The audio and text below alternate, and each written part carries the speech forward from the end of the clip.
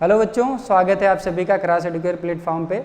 बच्चों, हम लोग अभी एक टॉपिक स्टार्ट करने जा रहे हैं जिसका नाम है वेक्टर एनालिसिस। जैसे आपने क्लास 9th में पढ़ा होगा कि वेक्टर और स्केलर दो तरह के जनरली फिजिकल क्वांटिटीज़ होते हैं, और रियलिटी में देखा जाए तो मोस्ट ऑफ द केसेस में दो तरह के क्वांटिटीज़ आपको बहुत ज़्यादा पढ़ने होते हैं, वेक्टर और स्केलर। तो फिजिक्स में जो सबसे ज़्यादा कैलकुलेशन बच्चों का फंसता है, जो आसानी से बच्चा कैलकुलेट कर सकता है, लेकिन वो कुछ स्पेशल कमियों की वजह से वो प्रॉब्लम्स कंटिन्यूस बनी रहती है।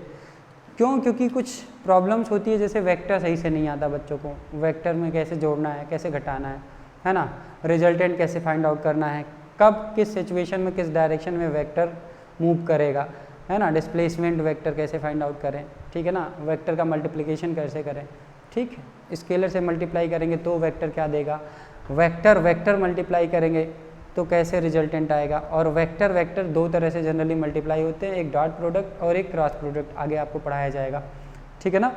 तो इन सब का एप्लीकेशन इंटायर फिजिक्स में है। मोस्ट ऑफ द केसेस में जितने भी वेक्टर क्वांटिटीज़ हैं सब में ये चैप्टर इन्वॉल्व होता है ना। चाहे फोर्स के बारे में बात कर लीजिए, चाहे इलेक्ट्रोमैग्नेटिज्म में जनरली आप इलेक्ट्रिक फील्ड, मैग्नेटिक फील्ड अगर आप पढ़ेंगे तब भी वहाँ वेक्टर इन्वॉल्व रहेगा। तो बहुत इंपॉर्टेंट चैप्टर है जिसको हम लोग इसीलिए एक अलग चैप्टर से हम पढ़ाते हैं बच्चों को, जबकि ये बुक्स में अगर आपके बोर्ड एग्जाम में ऐसे देखोगे या सिंपल किसी कम्पिटिटिव मतलब बुक्स को पढ़ोगे तो कम बुक में, मतलब बहुत ज़्यादा बुक ऐसा नहीं है मार्केट में अवेलेबल जिसमें ये एक अलग चैप्टर बना के दिया जाए, लेकिन हाँ इसकी डिमांड बहुत है, बहुत इंपॉर्टेंट टॉपिक है। तो चलिए स्टार्ट करते हैं वेक्टर, ठीक है ना। जैसे किसी ने बोला आपके पास दो क्वांटिटीज़ हैं हमारे पास, जैसे मान लो हमने बोला हमारे पास 10 किलो आलू है, क्या है 10 किलो आलू है। तो कभी आपने ऐसा कभी सोचा है कि यार हमारे पास 10 किलो आलू है, मैं इसको नॉर्थ डायरेक्शन में रखूँगा, या 20 किलो आम है मैं इसको ऊपर की ओर रखूँगा, है ना, ऐसा कभी नहीं होता है। हाँ 20 किलो आलू है, हाँ समझ में आ जाता है यार 20 किलो आलू है, 10 किलो आम है, समझ में आ जाता है 10 किलो आम है ना। तो ऐसे बहुत सारी छोटी छोटी चीज़ें हैं जो हम लोग को समझ में आती है कि यार देखो किसी ने, अच्छा एक बात बताओ, अगर आपके घर पे कोई रिश्तेदार आए और उसको एड्रेस आपका बस पता हो, उसको ये ना पता हो कि कैसे जाना है, तो क्या आपके घर आ जाएगा? नहीं आएगा। आप कहेंगे गूगल ड्राइव मतलब गूगल मैप से ओपन कर लेगा, वो तो टेक्नोलॉजी है ना। अगर सिंपली बात करें, आपके पास फ़ोन नहीं होता और फिर आपको कहीं किसी एड्रेस पे जाना होता है तो क्या करते हैं, लोगों से पूछते हैं कि भैया फलाने का घर किधर है, अच्छा भैया यहाँ जाना है, कैसे जाएंगे, तो आपको डायरेक्शन बताता है सामने वाला, ठीक है ना।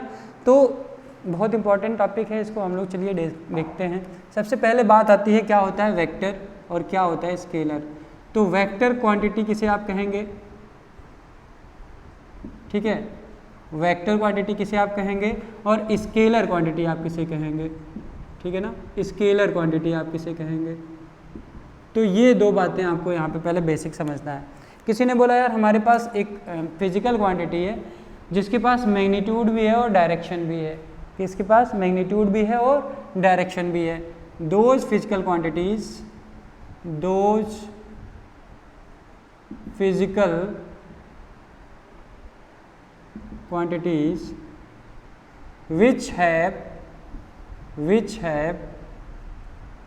which have both magnitude and direction, है ना। आपने क्लास 9th में इतना पढ़ा होगा कि those physical quantities which have both magnitude and direction is known as vector quantity. But यहाँ पे एक और चीज ऐड होता है, and it must follow vectors addition law. ये क्या होता है, ये आगे हम लोग देखेंगे कि वेक्टर्स एडिशन लॉ क्या होता है ना, ठीक है। कैसे दो वेक्टर हमारे जुड़ते हैं, कैसे दो वेक्टर सबट्रैक्ट होते हैं। तो ऐसी फिजिकल क्वांटिटी जो जिनके पास क्या हो, मैग्नीट्यूड भी हो, डायरेक्शन भी हो, और it must follow vectors addition law. किसी ने बोला अच्छा एग्जांपल दे दीजिए, मैंने कहा देखो भाई हमारे पास कुछ ऐसी फिजिकल क्वांटिटीज़ है जिनके बारे में हम आगे पढ़ेंगे। जैसे मान लीजिए किसी ने बोला हमारे पास डिस्प्लेसमेंट है, क्या है, डिस्प्लेसमेंट है। सर डिस्प्लेसमेंट तो समझ में आया, आगे बताइए। डिस्प्लेसमेंट हो गया, डिस्प्लेसमेंट को आप डिफ्रेंशिएट करते हैं तो वेलोसिटी बनता है, हाँ सर बनता है। है ना। फिर वेलोसिटी को आप डिफरेंशिएट करते हैं तो एक्सेलरेशन बनता है, जी सर बनता है। वेलोसिटी इंटू मास करते हैं तो मोमेंटम आता है, लीनियर मोमेंटम जिसे आप कहते हैं, हाँ सर होता है, ठीक है ना। अच्छा मास गुणे एक्सेलरेशन करते हैं तो सर फोर्स बनता है, हाँ बनता है। सर फोर्स गुणे परपेंडिकुलर डिस्टेंस करते हैं तो टार्क बनता है, हाँ सर बनता है। इलेक्ट्रिक फील्ड होता है, हाँ सर होता है। मैग्नेटिक फील्ड होता है, हाँ सर होता है। मैग्नेटिक फोर्स होता है, हाँ होता है। इलेक्ट्रोस्टैटिक फोर्स होता है, हाँ होता है ना। तो ऐसे बहुत सारे फिजिकल क्वांटिटीज ETC में कर दूँ यहाँ पे, क्योंकि बहुत सारी फिजिकल क्वांटिटीज़ है जो वेक्टर कहलाती हैं, ठीक है ना। अच्छा सर स्केलर क्वांटिटी आपकी नज़र में क्या है सर? हमने बोला देखो भाई, जिसके पास सिर्फ और सिर्फ मैग्नीट्यूड वाली बात हो उसे बोलते हैं हम लोग क्या, स्केलर क्वांटिटी। सर कुछ कहते हैं कि भैया करंट, एक तार में करंट बह रहा था, है ना, तो सर वो कैसी क्वांटिटी है? एक रस्सी थी जिसमें टेंशन लग रहा था, वो कैसी क्वांटिटी है? तो सर ये सब बताइए, ये सब कैसी क्वांटिटीज़ हैं? तो ये एक तीसरी तरह की क्वांटिटी होती है जिसे टेंसर क्वांटिटी बोलते हैं हम लोग, टेंसर, है ना। तो जिसके पास मैग्नीट्यूड भी हो, डायरेक्शन हो, लेकिन ये वेक्टर्स लॉ को फॉलो ना करता हो, तो उसे बोल देते हैं हम लोग टेंसर क्वांटिटी। हमने आपको करंट का एग्जांपल दे दिया, हमने आपको प्रेशर, स्ट्रेस भी हमारा होता है जो बॉडीज़ के अंदर लगता है स्ट्रेस, वो भी हमारा टेंसर क्वांटिटी होता है। प्रेशर भी कभी कभी हो जाता है, ठीक है ना। स्केलर क्वांटिटीज क्या होता है? Those physical quantities which have only magnitude, those physical quantities which have only magnitude, which have only magnitude। Okay भैया, ऐसी फिजिकल क्वांटिटी जिसके पास सिर्फ और सिर्फ मैग्नीट्यूड हो, है ना। मैग्नीट्यूड क्या होता है, स्केलर क्या होता है, आगे हम मतलब मैग्नीट्यूड और बाकी चीज़ें हम डिस्कस करेंगे आगे, ठीक है। तो those physical quantities which have only magnitude. Sir कोई एग्जांपल देखिए, मास हो गया, है ना, मास हो गया, वॉल्यूम हो गया, और मास बाय वॉल्यूम क्या होता है सर, डेंसिटी हो गया। अच्छा सर टेम्परेचर हो गया, सर क्या हो गया, टेम्परेचर हो गया। अच्छा सर और बताइए, इलेक्ट्रिक फ्लक्स हो गया, आगे आप इलेक्ट्रिक फ्लक्स पढ़ेंगे, इलेक्ट्रिक फ्लक्स हो गया। और सर कोई एग्जांपल? अच्छा एनर्जी हो गया, या वर्क हो गया, या कह दे काइनेटिक एनर्जी हो गया, एनर्जी का कोई भी टाइप, काइनेटिक एनर्जी हो गया, पोटेंशियल एनर्जी हो गया, है ना। मतलब एनर्जी का कोई भी टाइप होगा वो सीधे सीधे वर्क या एनर्जी कहलाएगा, ठीक है ना। इलेक्ट्रिक पोटेंशियल हो गया, इलेक्ट्रिक पोटेंशियल हो गया, इलेक्ट्रिक पोटेंशियल हो गया। ऐसे बहुत सारी फिजिकल क्वांटिटीज जिन्हें हम कहते हैं भैया इनके पास सिर्फ और सिर्फ मैग्नीट्यूड है। क्या है भैया? सिर्फ और सिर्फ मैग्नीट्यूड है, उसे हम लोग बोलते हैं क्या, स्केलर फिजिकल क्वांटिटी। समझ में आया भैया? तो ये वेक्टर और स्केलर वाला टर्म क्लियर हो गया होगा मुझे जहाँ तक लगता है। किसको आप वेक्टर कहेंगे, किसको आप स्केलर कहेंगे। तो आगे हम लोग मूव करते हैं, वेक्टर क्वांटिटी बेसिकली हम लोग को पढ़ना है, तो आइए देखते हैं वेक्टर क्वांटिटी का डिटेल्ड एनालिसिस, ठीक है ना। चलिए भैया आगे बात करते हैं वेक्टर के बारे में। किसी ने बोला सर हमारे पास एक वेक्टर क्वांटिटी था जिसका नाम था फोर्स। क्या नाम था? फोर्स था। तो सर अगर हमारे पास एक बॉडी है उसमें हम 50 न्यूटन का फोर्स लगाएं नॉर्थ डायरेक्शन में, तो कैसे रिप्रेजेंट करेंगे? तो हमने कहा ठीक है भैया, ये हमारा होता है वाई एक्सिस, ये हमारा होता है भैया एक्स एक्सिस, है ना। जनरली इसको हम बोल देते हैं माइनस एक्स एक्सिस, और ये होता है भैया हमारा माइनस वाई एक्सिस, ये हमारा ओरिजिन होता है। और जब ईस्ट और नॉर्थ और साउथ और वेस्ट का बात आएगा तो ऐसे बनाएंगे, ये हमारा ईस्ट डायरेक्शन है और ये हमारा वेस्ट डायरेक्शन है, ये हमारा साउथ डायरेक्शन है भैया और ये हमारा नॉर्थ डायरेक्शन है। हमने बोला हमारे पास एक ब्लॉक है जिस पे एक फोर्स लग रहा है 50 न्यूटन का नॉर्थ डायरेक्शन में। किस डायरेक्शन में भैया? नॉर्थ डायरेक्शन में। ये मान लीजिए एक ब्लॉक हो जिसका मास m हो, इसका मास क्या हो भैया? m हो। हमने बोला यार इस पे एक फोर्स लग रहा है, किस डायरेक्शन में? नॉर्थ डायरेक्शन में। नॉर्थ डायरेक्शन है भैया ये आपका, है ना। कितने न्यूटन का फोर्स लगा? 50 न्यूटन का एक फोर्स लगा। तो किसी ने बोला हमको इस वेक्टर को ज़रा बना के दिखाइए। हमने कहा कोई बात नहीं, हम बना देते हैं। नॉट डायरेक्शन ये 50 न्यूटन का फोर्स लगेगा, ओरिजिन से आप ऐसे इसको बना देंगे। हाँ भैया हमने बना दिया। देखिए ओरिजिन से हम बोलेंगे भैया ओरिजिन से हम खींच रहे हैं, ठीक है ना। तो ये हमारा कहीं ना कहीं क्या शो कर रहा है भैया, डायरेक्शन शो कर रहा है कि ओरिजिन से हम नॉर्थ डायरेक्शन में जा रहे हैं और 50 न्यूटन का हमने क्या किया, एक फोर्स अप्लाई कर दिया। तो ये होता है एक वेक्टर क्वांटिटी को रिप्रेजेंट करने का तरीका। बात समझिए ध्यान से।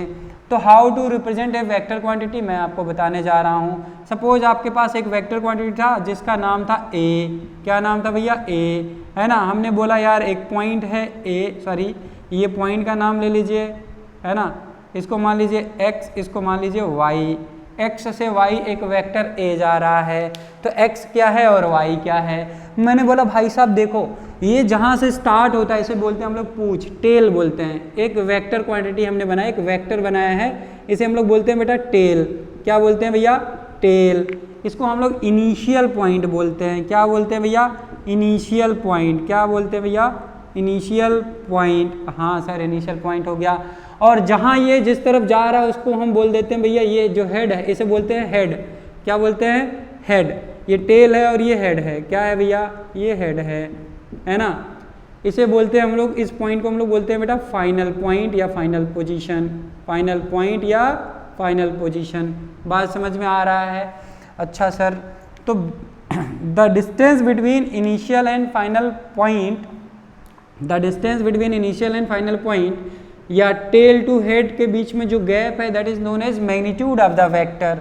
ये क्या कहलाता है, इसका जो लेंथ होगा, इसका बेटा जो लेंथ होगा यहाँ से लेके यहाँ तक का, वो हमारा कहलाता है क्या, मैग्नीट्यूड कहलाता है। किसी भी वेक्टर का क्या कहलाता है, मैग्नीट्यूड कहलाता है। सर बिल्कुल सही बात है। मैग्नीट्यूड को लिखते कैसे, जैसे मान लीजिए एक वेक्टर को हमने ए लिखा है ऐसे यहाँ पे, तो इसका मैग्नीट्यूड ऐसे लिखा जाता है बेटा मॉड ऑफ वेक्टर ए।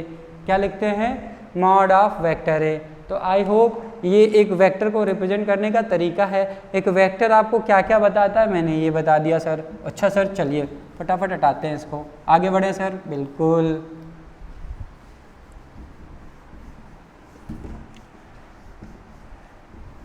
चलिए, तो हमने अभी देखा एक वेक्टर क्वांटिटी है ए जिसका नाम हमने दिया, इसको बोलते हैं हम लोग क्या, टेल बोलते हैं या इनिशियल पॉइंट, और इसको हम लोग बोलते हैं हेड। एरो जिधर होता है उसे बोलते हैं हेड, है ना। ये हेड होता है या इसे फाइनल पॉइंट भी बोलते हैं। इनिशियल पॉइंट IP और फाइनल पॉइंट को FP हम लिख दे रहे हैं, इसको आप समझ जाइएगा, है ना। तो the length between initial point and final point is known as magnitude of the vector. ये मैग्नीट्यूड ऑफ द वेक्टर को हम लोग लेंथ यहाँ भी पीछे देखे हैं, ठीक है सर, ये समझ में आया। इसको हम लोग क्या बोलते हैं सर, मैग्नीट्यूड बोलते हैं। जैसे जैसे बता रहा हूँ ये रिवीजन पीछे वाली बात का हम कर रहे हैं, समझ में आ रहा है।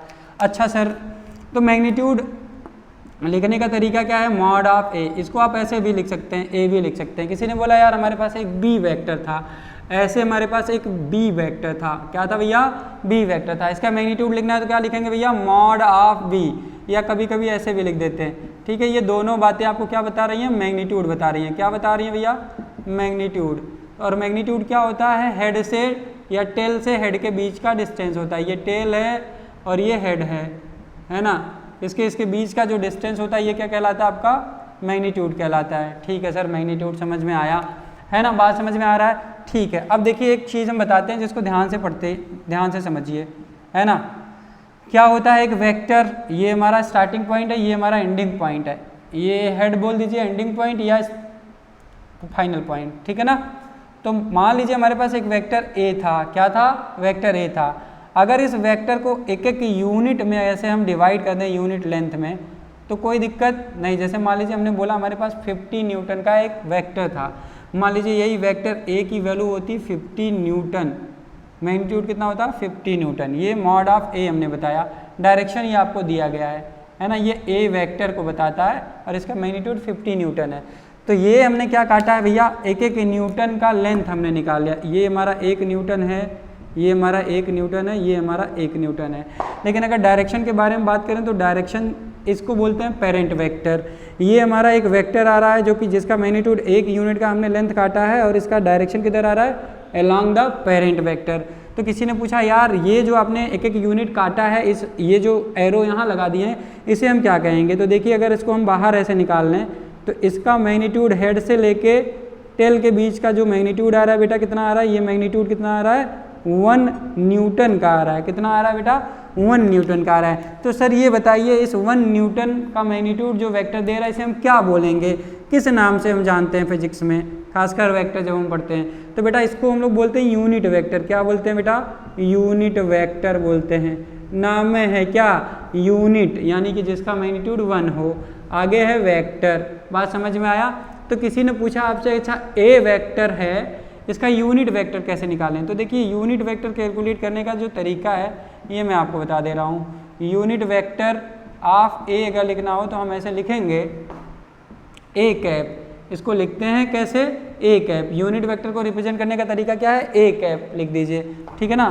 तो इसको कैसे आप लिखेंगे, A vector divided by mod of A vector. तो ये हो जाता है बेटा हमारा unit vector of vector A, है ना। ये हमारा यूनिट वेक्टर कहलाएगा, किस वेक्टर का, ए वेक्टर का यूनिट वेक्टर है। बात समझ में आ रहा है, हाँ सर समझ में आ रहा है। तो यूनिट वेक्टर का किसी ने पूछा डायरेक्शन किधर होगा, ध्यान दीजिएगा इस पे, बहुत इंपॉर्टेंट बात मैं अभी आपको बताने जा रहा हूँ। What should be the direction for unit vector, it must be in the direction of its parent vector. यानी कि देखिए यूनिट वेक्टर का बेटा जो डायरेक्शन हो रहा था, जिस डायरेक्शन में ए वेक्टर जा रहा था उसी डायरेक्शन में ये भी आपका वेक्टर जा रहा है। ये भी आपका एक यूनिट वेक्टर हमने काटा है यहाँ से, ठीक है। ये भी आपका यूनिट, जितने भी हमने यहाँ कॉमा ऐसे बना रखे हैं ना, ऐसे डिवाइड कर रखे हैं, सब मैंने यूनिट वेक्टर बनाया है, ठीक है ना। बात समझ में आ रहा है। यूनिट वेक्टर का मतलब होता है जिसका मैग्नीट्यूड 1 हो और जिसका डायरेक्शन अपने, मतलब जिसका यूनिट वेक्टर, जिस वेक्टर का यूनिट वेक्टर निकाल रहे हैं उस वेक्टर का जो डायरेक्शन होगा वो डायरेक्शन होता है यूनिट वेक्टर का। किसी ने पूछा अच्छा यूनिट वेक्टर ए का, ए वेक्टर का यूनिट वेक्टर जो होगा उसका डायरेक्शन किधर होगा, तो आप कहेंगे सर ए के अलोंग होगा, यानी कि जिस दिशा में ए वेक्टर होगा उसी दिशा में ए कैप भी होगा, यानी कि यूनिट वेक्टर ऑफ ए का जो डायरेक्शन होगा अलोंग वेक्टर ए होगा। It is very very very important बात जो मैंने आपको अभी बताई है, ठीक है। समझ में आया बच्चों, इसको मिटा दें, आगे बढ़ते हैं, है ना। अब हम बात करेंगे आपसे how to represent a vector, है ना। रिप्रेजेंटेशन ऑफ ए वेक्टर, कैसे किसी वेक्टर को आप रिप्रेजेंट करते हैं। तो देखिए तरीका क्या है वेक्टर को रिप्रेजेंट करने का, ये हम देखते हैं। Representation of A vector, representation of A vector, vector को आप रिप्रेजेंट कैसे करते हैं, है ना। किसी ने बोला यार हमारे पास एक फोर्स था जो एक प्लेन में लग रहा था। प्लेन का मतलब जानते हो, जैसे मान लो हम क्या करें, इस बोर्ड को ऐसे धकेल लें, ऐसे, इधर नहीं अंदर की तरफ नहीं धकेल लें, ऐसे धकेल लें, ऐसे ऐसे इस दिशा में ऐसे धकेल लें, ऐसे मान लो इस बोर्ड को हम ऐसे धकेल रहे होते, कैसे, ऐसे। तो उस वेक्टर को कैसे बनाते, और एक बार हम इस बोर्ड को ऐसे धकेल लें अंदर की तरफ, ऐसे पीछे की ओर धकेलना चाह रहे हैं, पीछे भाग यहाँ से, भाग यहाँ से, है ना। तो उसको कैसे रिप्रेजेंट करेंगे, एक बार हम इस क्या करते हैं, इस बोर्ड को ऐसे खींचते अपनी तरफ, रस्सी से बात किया ऐसे इस दीवार को खींचते, तो उसको कैसे रिप्रेजेंट करेंगे। तो ये 3 तरीके से हम इस बोर्ड को धकेल सकते थे, तो हमने धकेला। मैंने कहा यार देख जो पहला तरीका था ना तेरा, वो कुछ ऐसे रिप्रेजेंट करेंगे, यानी कि एक वेक्टर है जो आपने फोर्स लगाया, मान लीजिए एक फोर्स लगा रहे हैं, हम ऐसे इसको पुश कर रहे हैं, ऐसे धकेल रहे हैं, तो ये कैसे रिप्रेजेंट करेंगे, ऐसे, जैसे भी हमने बात बताया आपको। ये कैसा वेक्टर है, a vector which lie in the plane of board, हमने कहाँ बनाया, प्लेन ऑफ बोर्ड, है ना। ये कैसा वेक्टर है, which lie in the plane of board, कहाँ पे लाई कर रहा है भैया, lie in the plane of white board, हम व्हाइट बोर्ड पे काम कर रहे हैं,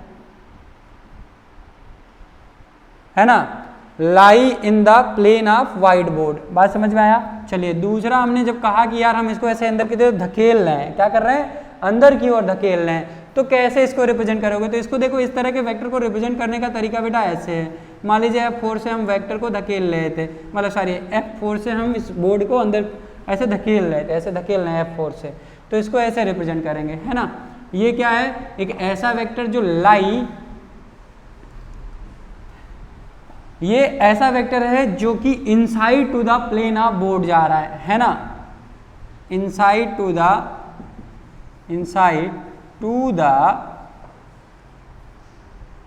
प्लेन ऑफ वाइट बोर्ड। हम भैया वाइट बोर्ड में बना रहे हैं तो हम वाइट बोर्ड लिख रहे हैं। आप पेपर पे बनाएंगे, अपने कॉपी में, अपने नोटबुक में बनाएंगे तो वहाँ लिखेंगे inside to the plane of paper. हम वाइट बोर्ड में बना रहे हैं इसलिए ऐसा लिख रहे हैं, बात समझिए, है ना। किसी ने बोला यार इस रस्सी से खींच रहे थे हम इसको बांध के इस वाइट बोर्ड को, तो कैसे आप फोर्स बनाएंगे? तो हमने बोला देखो ये होता है अवे फ्रॉम द ऑब्जर्वर या towards the face of observer, ये हमारा वेक्टर निकल के आ रहा है, तो हम बोलेंगे outside to the plane of white board. हम क्या बोलेंगे भैया? Outside, outside to the, outside to the plane of white board, outside to the plane of white, BOARD, है ना, outside to the plane of white board. तो बच्चों ये 3 तरीका के आपको वेक्टर्स मिलेंगे जिसको आप रिप्रेजेंट करना सीखेंगे। आपको ये मैग्नेटिज्म जब आप पढ़ेंगे तो बहुत यूज करे, मतलब बहुत हेल्पफुल होगा कि अगर magnetic field inside to the surface जा रहा है या बोर्ड इस बोर्ड को पेनिट्रेट करके अंदर जा रहा है तो कैसे मैग्नेटिक फील्ड को रिप्रेजेंट करेंगे? ऐसे। या इलेक्ट्रिक फील्ड कैसे लिखेंगे? या कोई वेक्टर जो इनसाइड ऐसे जा रहा है उसको कैसे रिप्रेजेंट करेंगे? ऐसे। कोई वेक्टर जो ऐसे आ रहा है, बाहर आ रहा है, परपेंडिकुलर डायरेक्शन में इस बोर्ड से बाहर आ रहा है तो उसको कैसे रिप्रेजेंट करेंगे? ऐसे रिप्रेजेंट करेंगे। और कोई इसी प्लेन में अगर लाई कर रहा है, इसी वाइट बोर्ड के प्लेन में कोई वेक्टर क्वांटिटी लाई कर रहा है तो उसको कैसे आप लिखेंगे? इस तरह से लिखेंगे। ठीक है, तो मुझे लगता है आपने रिप्रेजेंट करना सीख लिया। ओके सर, हमने तो सीख लिया कि कैसे वेक्टर को रिप्रेजेंट करते हैं। सर ये बताइए वेक्टर क्वांटिटी क्या होता है? आपने बता दिया, है ना। और वेक्टर को लिखते कैसे ये भी आपने बता दिया। वेक्टर को रिप्रेजेंट कैसे करना ये भी आपने अभी समझा दिया। सर अगर हमने आपसे ये जानना चाहा कि कितने तरह का जनरली क्या वेक्टर होता है तो क्या आप बता देंगे? बिल्कुल बताएंगे भैया। वेक्टर की कैटेगरी देखेंगे, types of vector, types of vector, है ना, टाइप्स ऑफ वेक्टर। तो देखिए बहुत बेसिक बात आपको हम बताएंगे। इस वेक्टर की कैटेगरी को डिफाइन करने से पहले हम बहुत बेसिक आपको बात बताना चाहते हैं। अच्छा ये बताइए भैया, अपने जीवन में आपने कितने तरह का मोशन देखा है? अपने जीवन में आपने कितने तरह का मोशन देखा है? बताइए, सोच के बताइए। आप गाड़ी लेके चलिए, आप गाड़ी लेके चलिए सड़क पे, तो उसे बोलते हैं भैया ट्रांसलेटरी मोशन। ठीक है, यानी कि जो सीधी दिशा में जाती हुई नजर आए उसे बोल देते हैं ट्रांसलेटरी मोशन। अच्छा, हमने अपने घर में पंखा देखा है, हमने अपने घर में क्या देखा है? पंखा देखा है, जो एक पर्टिकुलर ऐसे क्या लटका रहता है और ऐसे गोल गोल घूमता रहता है ना। चलो सर ये भी बात समझ में आया। हमने क्या देखा है भैया? हमने क्या देखा है? हमने देखा है कि एक इलेक्ट्रॉन अपने ऑर्बिट में न्यूक्लियस के अराउंड ऐसे चक्कर लगा रहा है। हमने देखा नहीं है, हम जानते हैं क्या ऐसा होता है। ठीक है ना। हाँ, अच्छी, ठीक है, अच्छी बात है सर, आपने बहुत अच्छी बात बताई। हमने देखा है कि मौत का जो कुआं होता है जिसे डेथ वेल बोलते हैं, उसमें जो बाइकर्स होते हैं ऐसे गोल गोल घूमते रहते हैं, ऐसे गोल गोल घूमते रहते हैं, सर्कुलर मोशन, है ना। तो सर इसके अलावा हमने क्या देखा है? और कोई मोशन देखा है आपने इसके अलावा? कैसा देखा? आपने एक बॉल को हवा में फेंका और गिरा, तो थोड़ा बहुत वो भी आपको पैराबोलिक टाइप का, सर्कुलर टाइप का दिखता है। ठीक है ना। हाँ सर, जनरली हमने मोशन जितने तरह का देखा हमने आपको बता दिया, है ना। तो एक ट्रांसलेटरी मोशन हो रहा है जनरली और एक रोटेशनल मोशन हो रहा है। अच्छा सर, ट्रांसलेटरी मोशन हो रहा है और रोटेशनल मोशन हो रहा है, तो इस नेचर मतलब अगर देखा जाए तो जनरली दुनिया में वेक्टर्स को 2 बेसिस पे डिवाइड किया गया है। पहला, ऐसा कौन सा वेक्टर है जो ट्रांसलेटरी इफेक्ट को डिनोट करता है? ऐसा कौन सा वेक्टर है जो ट्रांसलेटरी इफेक्ट को डिनोट करता है? हाँ सर, तो कौन सा वेक्टर होगा? ऐसा वेक्टर जो ट्रांसलेटरी इफेक्ट को बताए उसे हम लोग सर बोलते हैं पोलर वेक्टर। कौन सा वेक्टर? Polar vector. अच्छा सर, अच्छा सर, जो गोल गोल घूम रहा होगा, जैसे पंखा जो गोल गोल घूम रहा है, ये जो गोल गोल घूम रहा होगा यानी कि जो पार्टिकल या जो वेक्टर रोटेशनल इफेक्ट को बताए, क्या बताए? रोटेशनल इफेक्ट को कैलकुलेट करे, रोटेशनल पैरामीटर के बारे में बात करे, वो कौन सा वेक्टर होता है? तो ऐसा भैया जो वेक्टर का कैटेगरी है ना, इसे बोलते हैं हम लोग एक्सियल वेक्टर। कौन सा बोलते हैं भैया? Axial vector. वेक्टर तो किताबों में बहुत तरीके के लिखे रहते हैं, लेकिन ये जो मैं बता रहा हूँ जनरली बहुत किताबों में नहीं लिखे रहते हैं। ठीक है, तो types of vector on the basis of movement अगर देखा जाए, कितने तरह का मोशन होता है, तो उसके बिहाफ पे वेक्टर को जनरली फोर्सेस, अगर फोर्स के बेसिस पे देखा जाए, फोर्स एक रेक्टिलिनियर मोशन या ट्रांसलेटरी मोशन होता है, और दूसरा क्या होता है भैया, सर्कुलर मोशन या रोटेशनल मोशन होता है। तो उसके बिहाफ पे अगर बात करें तो हमारा जो वेक्टर होता है जनरली दो तरह का होता है। पहला वेक्टर होता है बच्चा, फर्स्ट जो कैटेगरी हमने बताया अभी आपको, पोलर वेक्टर, और दूसरा जो कैटेगरी है बेटा क्या है, वो एक्सियल वेक्टर है। क्या है, एक्सियल वेक्टर। ठीक है सर, पोलर वेक्टर हो गया, एक्सियल वेक्टर हो गया। तो पहली बात हमने आपसे बोली कि भैया पोलर वेक्टर क्या होता है, इसके बारे में बात कर लें। पोलर वेक्टर ऐसा वेक्टर जो ट्रांसलेटरी इफेक्ट को डिनोट करता हो, ऐसा वेक्टर जो जनरली ट्रांसलेटरी इफेक्ट को डिनोट करता है, उसे हम लोग सर बोलते हैं पोलर वेक्टर। कौन सा vector sir, polar vector. Those vectors which represents translatory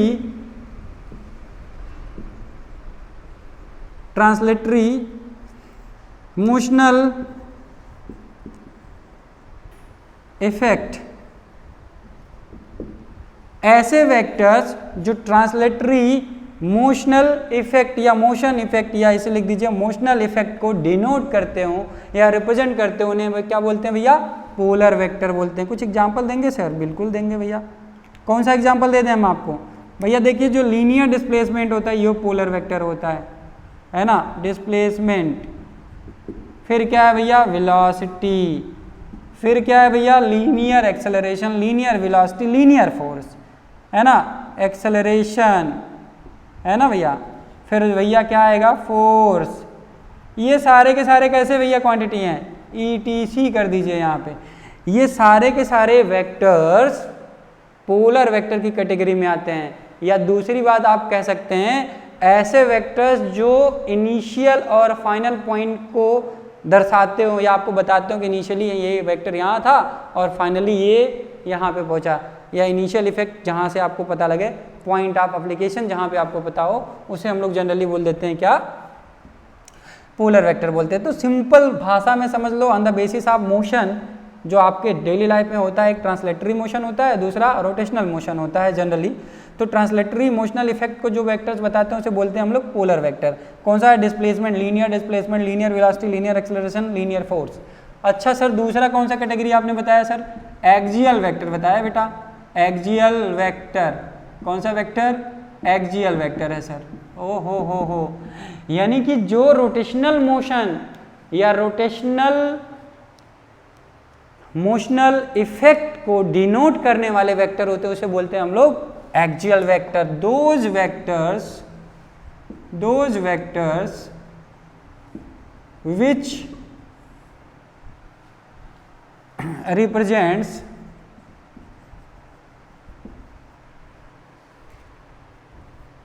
rotational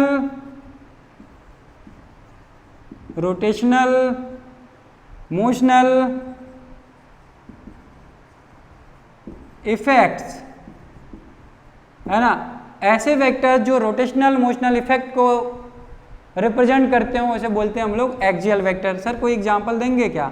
देखिए, मान लीजिए एक पार्टिकल ऐसे गोल गोल घूम रहा था, है ना। मान लीजिए एक पार्टिकल ऐसे, जैसे आप स्क्रू कसते हैं या खोलते हैं या बंद करते हैं, ऐसे स्क्रू को या क्या क्लॉकवाइज घुमाएंगे तो अंदर जाता है, एंटी क्लॉकवाइज ऐसे खोलते हैं हम लोग ऊपर आता है ना।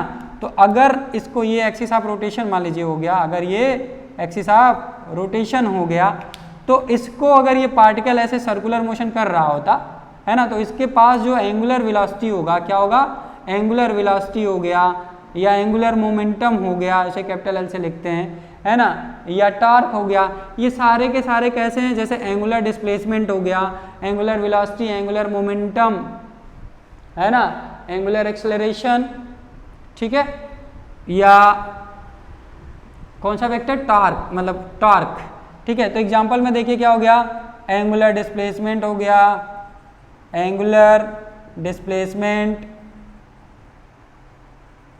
अच्छा, एंगुलर वेलोसिटी, अच्छा सर, एंगुलर वेलोसिटी समझ में आया। और क्या होता है भैया, एंगुलर एक्सेलरेशन लिख दीजिए अगर, है ना।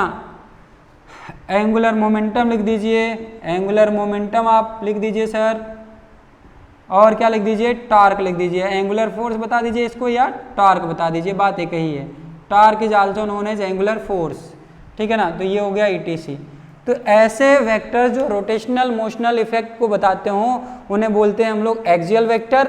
ऐसे वेक्टर जो ट्रांसलेटरी मोशनल इफेक्ट को डिनोट करते हैं उसे बोलते हैं हम लोग बेटा पोलर वेक्टर। तो जनरली ये दो तरह के वेक्टर्स नेचर में क्लासीफाई किए जाते हैं, और बाकी पॉइंट ऑफ एप्लीकेशन हो गया, कैसे लग रहा होगा, क्या डायरेक्शन होगा, उसके बेसिस पे वेक्टर्स को कई कैटेगरी में बांटा गया है।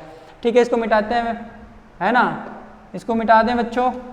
तो ये बेसिक हमारा बेसिकली हम लोग यहाँ पे इस लेक्चर को फिनिश करेंगे। तो ये हमारा टाइप्स ऑफ वेक्टर्स हो गया, ये बेसिक कैटेगरी है, मतलब मेन कैटेगरी है वेक्टर्स की। आगे जाके आप इसमें बहुत तरह के वेक्टर पढ़ेंगे भैया, कोप्लेनर वेक्टर पढ़ेंगे, पैरेलल वेक्टर क्या होता है, इक्वल वेक्टर क्या होता है, एंटी पैरेलल वेक्टर क्या होता है, अपोजिट वेक्टर क्या होता है, को इनिशियल वेक्टर क्या होता है, यूनिट वेक्टर को ब्रीफ में आप पढ़ेंगे, है ना, कोलिनियर वेक्टर क्या होता है, कंकरेंट फोर्सेस या कंकरेंट वेक्टर क्या होता है, ये बहुत सारे ऐसे वेक्टर्स पढ़ेंगे, है ना। तो वो सब कैटेगरी ऑफ वेक्टर्स हैं जिसको आगे हम लोग डिस्कस करेंगे। तब तक के लिए आपको ये लेक्चर से काम चलाना पड़ेगा। बच्चों मिलते हैं नेक्स्ट लेक्चर में। Thank you for watching us.